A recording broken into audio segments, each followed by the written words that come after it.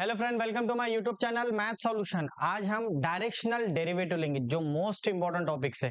95% chances है इसके exam में आने के। ऐसा अभी तक हुआ नहीं कि ये टॉपिक पेपर में आया नहीं, क्योंकि वेक्टर कैलकुलस का नाम है, तो डायरेक्शनल डेरिवेटिव पे हमेशा क्वेश्चंस आता है। तो क्या रहता है डायरेक्शनल डेरिवेटिव? हमने सबसे पहले ग्रेड 5 पढ़ लिए। ग्रेड 5 पढ़ लिए, उसके साथ में सिर्फ एक स्टेप एक्स्ट्रा आती है, in the direction of normal vectors या in the direction of vector बोलता। बस ये एक स्टेप इसमें एक्स्ट्रा आती है। तो चलो देखते हैं क्या क्या है पहले, फिर आपको समझाएंगे डायरेक्शनल। तो सबसे पहले नॉर्मल समझ लेते हैं। Phi of x y z is equal to c. Function अगर एक्स वाई जेड का कांस्टेंट है, represent a family of surface on different value of constant.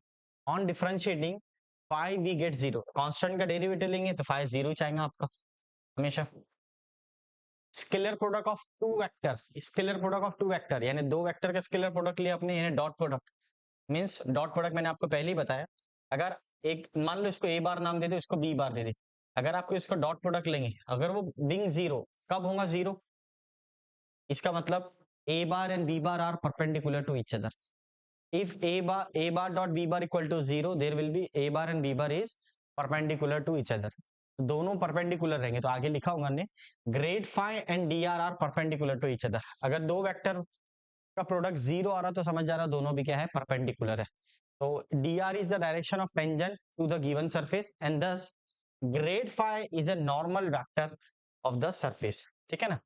तो मान ले ये ऐसा रहता है, यानी एक इधर जाएगा और एक ऐसा जाएगा। ये मान लो ग्रेड फाई और ये डी आर है, ये आपस में क्या है, परपेंडिकुलर। अगर ऐसा है तो इसका डॉट प्रोडक्ट क्या आएगा? डॉट प्रोडक्ट क्या आएगा इसका? जीरो आएगा। डॉट प्रोडक्ट क्या आएगा? जीरो। ये तो आपने 11 12th में पढ़े हुए हैं कि दो वेक्टर, अगर दो वेक्टर का डॉट प्रोडक्ट जीरो आ रहा तो समझ जाना दोनों भी क्या है, परपेंडिकुलर टू ईच अदर है। ठीक है, अब आपके पास में ये याद भी है तो बहुत अच्छी बात है। If a bar and b bar are perpendicular, ये प्रॉपर्टी अगर आपको याद होंगी, if a bar and b bar are perpendicular to each other, therefore a bar dot b bar equal to zero। ये मोस्ट इंपॉर्टेंट प्रॉपर्टी है, ये आपको याद होना चाहिए। अगर दो वेक्टर आपस में परपेंडिकुलर है तो उसका dot product, not cross product, dot product zero आएगा।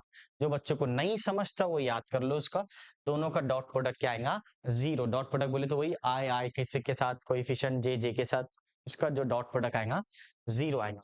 ठीक है, अब यहाँ पे हम लोग आगे देखेंगे डायरेक्शनल डेरिवेटिव। तो डायरेक्शनल ये प्रॉपर्टी लिख लेना आपने, dot product a bar dot b bar, नाम दीजिए मैंने ए बार और बी बार। आप इसको ये भी बोल सकते ग्रेड फाई और डी आर। ठीक है ना? इसमें ग्रेड फाई और डी आर लिखा, तो मैं को जो आपको याद थी 11 12 में उसके रिगार्डिंग मैंने बात किया। अब directional derivative, the component of grad phi in the direction of given vector यानी d bar is equal to grad five dot d cap. तो जो डी बार रहता वो यूनिट वेक्टर रहता। अब आपको पता है डी बार बोलो या एन बार बोलो, अगर मुझे ऐसा लगता है आप एन बार बोलेंगे तो और अच्छा लगेगा, तो मैं इसको एन बार बोलता हूँ, या फिर डी बार बोला तो डी रहने दो। चलो डी बार, तो ये आ गया आपका डी बार। तो आप इसको क्या लिखेंगे? डायरेक्शनल डेरिवेटिव ऑफ, क्या लिखते हैं आप इसको? Directional derivative of phi is equal to grad phi dot d cap. grade phi dot d caps is called as directional derivative phi in the direction of d bar, in the direction of d bar। तो आप इसको इस तरह लिखते हैं, ये formula याद होना आपको। तो ऐसा भी बोल सकते d dot d of phi, ऐसा भी बोल सकते हैं आप इसको grade phi dot d cap. d cap को आप ऐसा लिख लो d bar upon magnitudes of d बार। तो ग्रेड phi तो अवेलेबल है आपका इन द डायरेक्शन ऑफ d बार। तो अभी अभी आप जब भी डायरेक्शनल डेरिवेटिव सॉल्व करेंगे तो ग्रेड फाइव निकाल लेंगे, जैसे आपने पहले की वीडियो में निकाला, इसके पहले की वीडियो में ग्रेड फाइव। फिर उसके साथ एक वेक्टर दी हुआ रहेगा, हमेशा एक आगे एक लाइन दी हुई रहेगी वेक्टर, तो वो आपका डी बार का रोल प्ले करेगा। किसका रोल प्ले करेगा? डी बार का। तो आपको उसको डी बार नाम देना है और उसका मैग्नीट्यूड लेना है। उसका क्या लेना है? मैग्नीट्यूड। फिर उसका डॉट प्रोडक्ट ले लेना है, लास्ट में क्या ले लेना है? Dot product. तो ये लिखा हुआ है आपका the component of grad phi in the direction of vector d bar is equal to, ये फॉर्मूला आ गया, grad five dot d cap unit vector. D bar क्या रहता है? यूनिट वेक्टर रहता है, इसलिए आपने उसको डी कैप लिखे। क्या लिखे? D cap. तो डी कैप का वैल्यू क्या है? D bar upon magnitudes of d bar. तो हमेशा आपको सबसे पहले ग्रेड फाइव निकालना है, फिर एक क्वेश्चन में अलग से गिवन वेक्टर देगा, तो वो वेक्टर का डॉट प्रोडक्ट लेना है दोनों को, ग्रेड फाइव और डी बार के साथ में। तो ये उसकी आइडेंटिफिकेशन है डायरेक्शन डेरिवेटिव की, क्योंकि 50 क्या 70% क्वेश्चन हमने ऑलरेडी सॉल्व करे इसके पहले की वीडियो में। ग्रेड फाइव हमेशा आपको ग्रेड फाइव निकालना है, फिर एक वेक्टर क्वेश्चन में देवा रहेगा, वहां से आपको वेक्टर लेना है, वेक्टर लेके उसका डॉट प्रोडक्ट लेके निकाल लेना है। तो वो आपका डायरेक्शनल डेरिवेटिव ऑफ फाइव हो जाएगा। क्या हो जाएगा friend? Directional derivative of five. चलो देखते हैं क्वेश्चन क्या आता है पेपर में। क्वेश्चन देखेंगे अभी। Find directional derivative of phi is equal to x y square plus y z square at the point, ये पॉइंट दे हुए अलोंग, ये जो इंपॉर्टेंट है, अलोंग एक्स एक्सिस। तो इसका आपको वेक्टर लेना है अलोंग एक्स एक्सिस, ठीक है, in the direction of d बार जो रोल प्ले कर रहा, तो वो अलोंग एक्स एक्सिस जाना है आपको। तो डी बार वहां से मिलेगा आपको। पहले आपको नॉर्मली जो अभी तक पढ़े हमने इसके पहले की वीडियो के अंदर ग्रेड फाइव कैसे निकालने उस तरह निकाल लो, फिर आगे सॉल्व करेंगे। तो सॉल्यूशन मोस्ट इंपॉर्टेंट क्वेश्चन से, phi is equal to x y square plus y z cube, ठीक है। अब इसका डेरिवेटिव ले लो आप, वन बाय वन लेंगे तो बेटर रहेगा।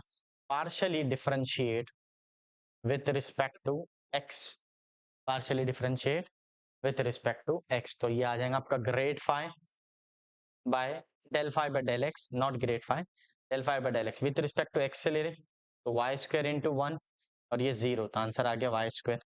फिर इसी को आप वाई से ले लो, तो वाई से क्या होगा, del five by del y is equal to, तो वाई से लेंगे तो ये आ जाएगा एक्स वाई स्क्वायर का ट्वाइस वाई और z cube into one with respect to y से, ठीक है ना। यहाँ पे लिख लेना partially differentiate with respect to Y.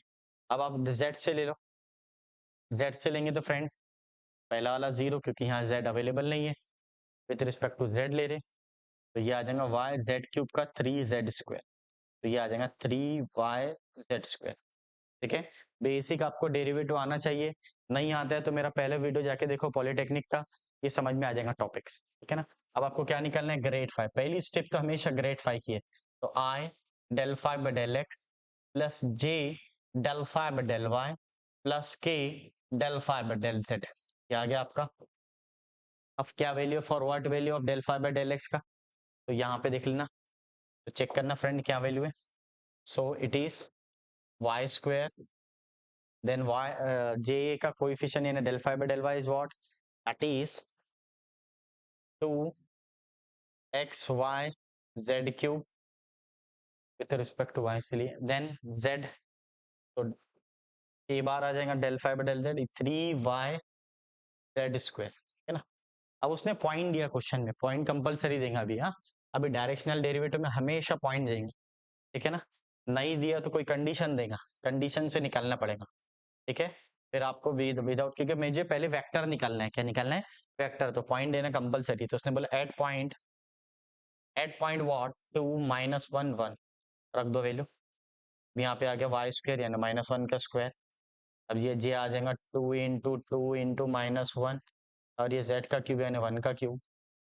Then क्योंकि आपके पास एक्स का वैल्यू 2 है, वाई का वैल्यू माइनस वन और जेड का वैल्यू 1 है, ये वैल्यू रख दिया मैंने। तो ये हो गया आपका 3 इंटू वाई बोले तो माइनस वन, जेड बोले तो 1 का स्क्वायर, तो ये आपका -1 आ जाएगा। चेक करना यहाँ पे -1। अब देख लो मेरे दोस्तों, ये आ गया आई, और ये -4 + 1 तो -3j, और ये -3k, इस तरह, ठीक है। अब इसको नाम दे दे, ग्रेड आ गया आपका आई बार -3j -3k, ठीक है।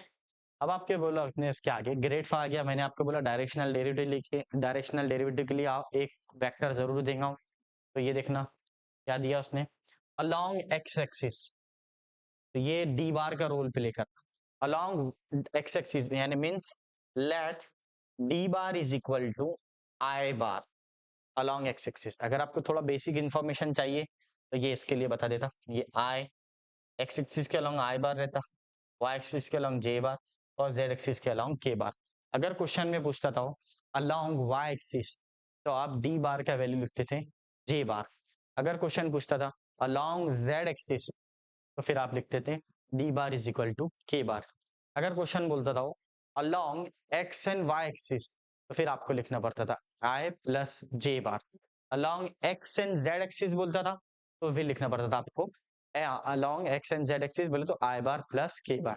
इस तरह क्वेश्चन बदल सकता हूँ, तो आपको ध्यान में रखना अलॉन्ग एक्स एक्सिस बोला तो ये, तो आ गया डी बार। अब इसका मैग्नीट्यूड ले लो, अब यहाँ पे कुछ नहीं है तो वन, वन का स्क्वायर वन ही होता तो आ गया वन, तो डी कैप का आ गया। फिर आपको डायरेक्शनल डेरिवेटिव ऑफ फाई लेना है। क्या लेना है friends? Directional derivative of phi. Check करो अभी, तो क्या फॉर्मूला है इसका? तो directional derivative of phi is equal to, directional derivative of phi is equal to क्या आ जाएगा?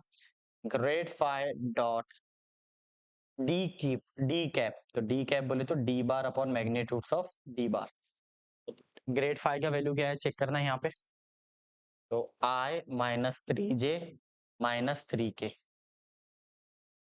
इनटू डी बार बोले तो ये वाला, तो यहाँ पे अगर आपके पास नहीं है तो 0 बोल दो, 0j 0k वाला डिवाइडेड बाय मैग्नीट्यूड क्या है 1। अब इसमें डॉट प्रोडक्ट अप्लाई करो, पहला क्वेश्चन है इसलिए स्लो स्लो बता रहा हूँ। डॉट प्रोडक्ट अप्लाई करें तो आई का कोएफिशिएंट आई से मल्टीप्लाई, तो 1 इंटू 1, बाकी सब तो 0 आ जाएगा। ठीक है, तो आंसर क्या आ जाएगा आपका 1, 1 इज द फाइनल आंसर। तो डायरेक्शनल डेरिवेटिव ऑफ फाई क्या आ जाता है आपका 1। हमेशा कांस्टेंट ही आंसर आएगा, वेरिएबल में आंसर कभी नहीं आएगा।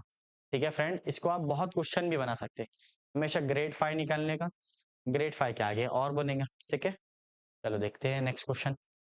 Find directional derivative of phi, phi is equal to x y square plus y z cube at the point 2 minus 1 1। ठीक है ना, तो ये तो सेम ही क्वेश्चन है जो एज इट इज आपने इसके पहले किए, तो हम लोग ने इसका ग्रेड फाई नहीं निकाले, डायरेक्ट मैंने रेडीमेड लिख लिया phi is equal to this, grad phi is equal to this, partially differentiate करो with respect to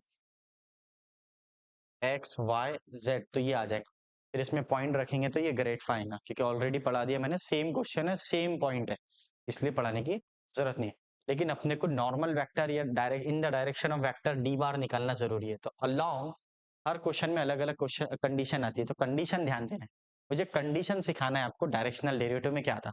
along the direction which makes equal angle with the coordinate axis, with the coordinate axis. तो coordinates क्या है मेरे पास में, यहाँ पे इस तरह ये आई है, ये जे है, ये equal angle with the coordinate axis. तो एक्सिस क्या है? I x axis, y axis, z axis. Coordinate axis का मतलब तीनों भी आ जाएगा यहाँ पे, आई जे। तो क्या एंगल बना रहा है? इक्वल बना रहा तीनों के साथ में। तो किस तरह आएगा यहाँ पे?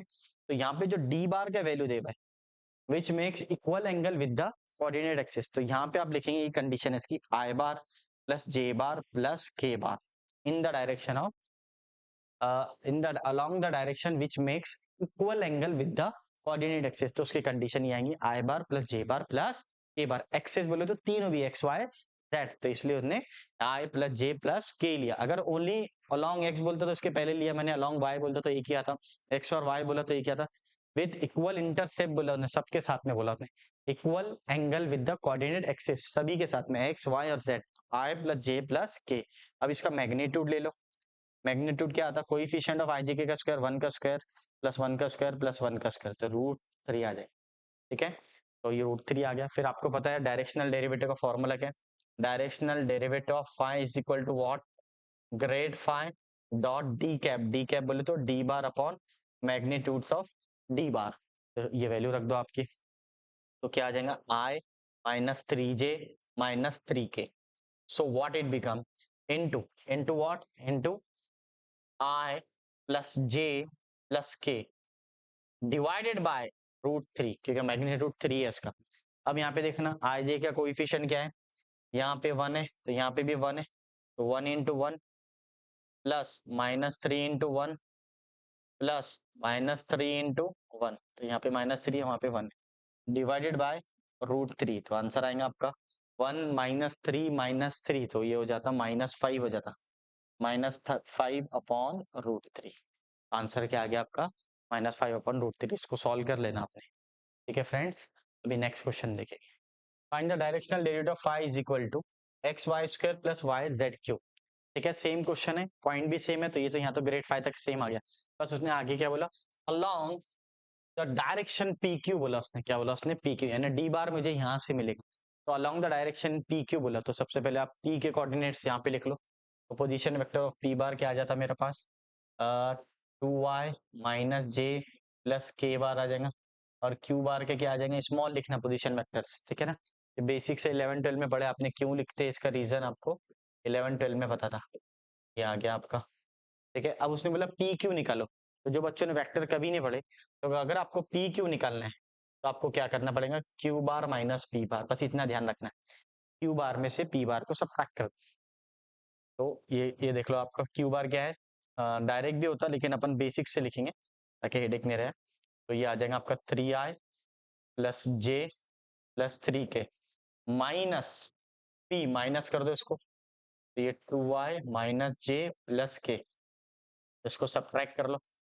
3 माइनस 2 कितना हो जाता, आई हो जाता, जे माइनस इंटू माइनस प्लस, तो 2j हो जाएगा। तो ये समझना चाहिए आपको, ये माइनस इंटू माइनस प्लस है, फिर ये प्लस के 3 और ये माइनस के 1k, तो ये हो जाएगा 2k प्लस के, तो ये आ गया आपका 2k। तो पी क्यू क्या आ गया आपका, पी क्यू बार आ गया आपका, यानी vector along vector P Q बोला ना उसने, आई बार प्लस 2j प्लस 2k आ गया। इसको नाम तुम डी बार देखो, ठीक है, डी बार देंगे कंफ्यूजन नहीं रहेगा, इसको नाम बोल दो डी बार, ठीक है। जो भी डायरेक्शन देता, पहले आपको ग्रेड फाइल लेना पड़ता, फिर एक वेक्टर देगा, वहां से डी बार मिलेगा, हमेशा कंडीशन देगा, ठीक है। अब इसका मैग्नीट्यूड ले लो, ठीक है। ये सब बेसिक्स प्रॉब्लम है, इसके आगे आपके एक्चुअल क्वेश्चन आएंगे जो एग्जाम में आते हैं। ये भी पूछता है, ऐसा नहीं है, लेकिन ये कम पूछता है। 5 क्वेश्चन ऐसे हैं जिसमें से एक क्वेश्चन हमेशा पेपर में आता है, तो हम इसके बाद लेंगे अपन, ठीक है। तो ये हो जाएगा 2 का स्क्वायर प्लस 2 का स्क्वायर, ये हो जाएगा √9, √9 बोले तो 3, ठीक है। तो ये आ गया आपका। अब आपका डायरेक्शनल डेरिवेटिव ऑफ फाई क्या है, grad phi dot d bar upon magnitude of d bar, d cap को लिखते हैं हमें d bar by magnitude of d bar, तो ये आ गया आपका आई minus 3j minus 3k। Sir ये नहीं आते कि एग्जाम में, हाँ आते हैं, पूछता है कभी कभार, ऐसा थोड़ी है, सब एग्जाम में आए हुए क्वेश्चन है। I plus 2j plus 2k divided by d, अब इसको सॉल्व कर लो, तो स्पेस होना मेरे पास में, थोड़ी स्पेस के लिए मैं इसको इधर कर दूंगा, स्पेस के लिए, तो चेक करना है अभी क्या हो जाएगा। आई का कोएफिशिएंट आई से multiply, 1 into 1 plus minus 3 into 2 plus minus 3 into 2 divided by 3, तो क्या होता friend, 1 minus 6 minus 6 minus 12 plus 1 minus 11, तो आंसर आ जाएगा आपका -11/3। This is your final answer. ये क्वेश्चन भी पूछे हुए, लेकिन जो मोस्ट इंपॉर्टेंट क्वेश्चन है वो लेंगे अब इसके बाद अपन, ठीक है फ्रेंड।